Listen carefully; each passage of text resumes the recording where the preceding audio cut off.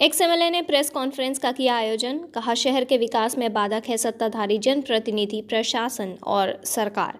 आप देख रहे हैं बीएनपी न्यूज। मैं हूं शहजादी प्रवीण। सहरसा में पूर्व विधायक किशोर कुमार मुन्ना ने बंगाली बाजार ओवरब्रिज का निर्माण शुरू नहीं होने और नगर निगम का दर्जा रद्द किए जाने को जनप्रतिनिधि, प्रशासन और सरकार की घोर लापरवाही बताई है। रविवार को अतिथि गृह में आयोजित प्रेस वार्ता के दौरान उन्होंने कहा कि सहरसा जिले के साथ यहाँ के जनप्रतिनिधि, प्रशासन और सरकार अन्याय कर रही है।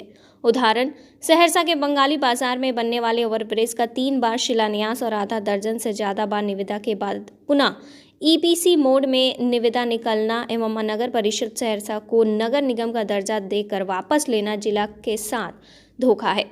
शहर जल जमाव, गंदगी और अतिक्रमण से तबाह है। उन्होंने कहा कि लंबे संघर्ष के बाद ओवरब्रिज की स्वीकृति मिली। कई निविदा बाद फिर से ईपीसी मोड का निविदा निकालकर जनता को झुनझुना थमा दिया है।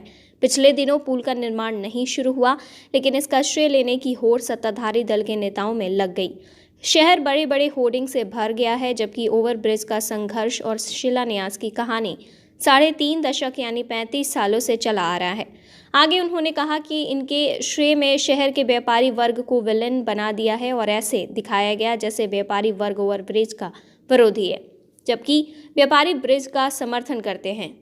वे अपना कम से कम नुकसान जरूर चाहते हैं। यहाँ के लोग भी चाहते हैं कि कम नुकसान हो, ये ब्रिज बने ताकि आम लोगों को जाम से मुक्ति मिल सके। पूर्व विधायक ने कहा कि सहरसा नगर परिषद को आमजन के संघर्ष बाद राज्य सरकार ने सहरसा नगर निगम के लिए अधिसूचना निकाली गई, लेकिन फिर से राजनीतिक दबाव में नगर निगम को नगर परिषद बना दिया गया, जबकि सहरसा नगर परिषद के 40 वार्ड की जनसंख्या ही नगर निगम के अहर्ता को पूरा करता है।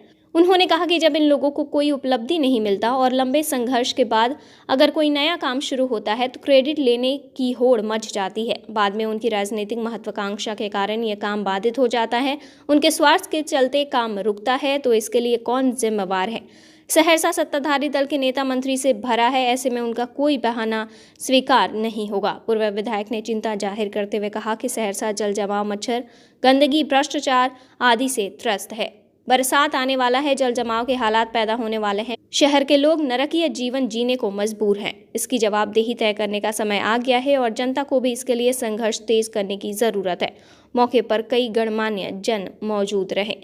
बिहार झारखंड की तमाम छोटी बड़ी खबरों को देखने के लिए बने रहे हमारे चैनल पर, साथ ही बेल आइकन जरूर प्रेस करें। सहरसा के साथ घोर नाइंसाफी है।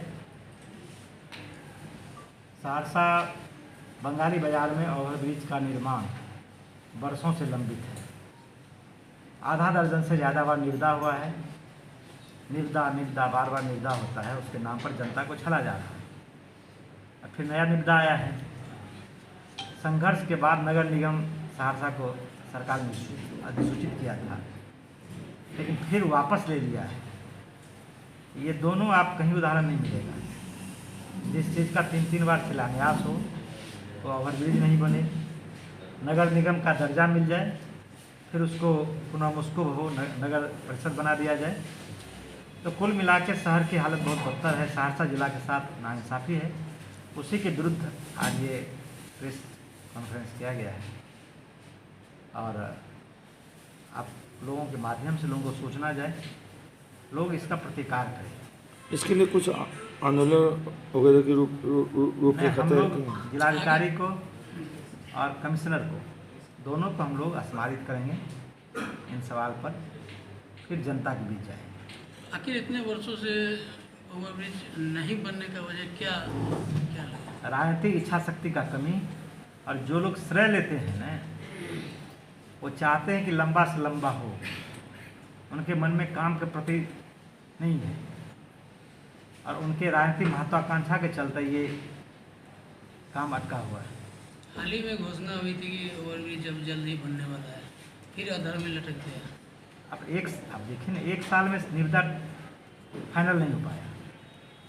अब तो काम आधा हो जाना चाहिए, लेकिन ये पता नहीं, जैसे कोर्ट में तारीख पर तारीख, उसी तरह यहाँ निविदा पर निविदा। नगर निगम का भी दर्जा मिला था, वो भी छीन ली गई है। इसको लेकर बताइए ना, अभी तक बताना चाहिए ना। जो यहाँ का स्थानीय प्रतिनिधि हैं, मंत्री हैं, एमपी हैं, उनको बताना चाहिए कि आखिर नगर निगम का जब दर्जा मिला तो ये छीन क्यों गया, कौन सा कारण है?